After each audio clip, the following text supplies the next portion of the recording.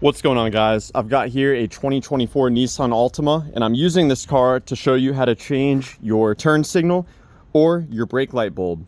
So to begin, we're going to open up the trunk. Looking inside, there are 3 pins that we've got to remove. And you can do that with a flathead screwdriver. So you just pry the tip of the pin out and it will fall out like so.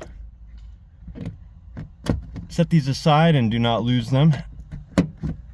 And you know what? If you break one, it's not the end of the world. So pull these out. Now with these 3 pins removed, we can grab this little felt liner and peel it aside. This will expose the 2 nuts that we have to remove. So they're right here and they're right here. They're 10 millimeter. Or you could do what I do and just use some pliers. We're gonna spin these out and set them aside as well.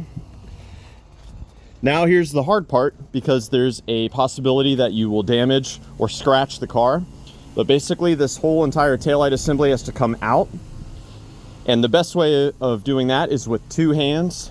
You grab the inside and then you put your palm on the outside and just pull rearward, and it will pop out like so.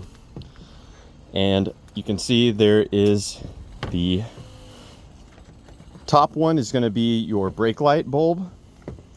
So to get that out, you just rotate it counterclockwise, and then you can grab the bulb and it just pops straight out. The brake light bulb, that's a 7443. That's the part number of that. The turn signal bulb beneath it comes out the same way. That is a 7440. That's the part number for your turn signal bulb. And then there's a hidden bulb that I forgot about. I think you call it your side marker bulb.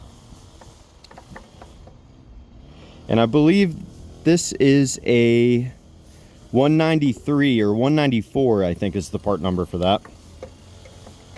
And a good thing to do when you're replacing the bulb is inspect the inside of the connector. If you see a lot of like greenish dust or flakes, that's not good, that's corrosion. You may have to replace that connector.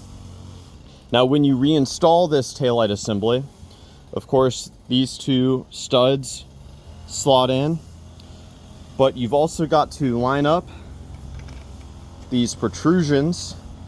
They pop into this part of the frame, and then there's this piece here, and that slides in to this piece.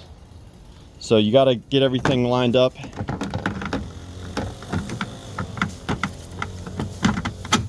Pop it in like so. And then of course, installation is the reverse of removal.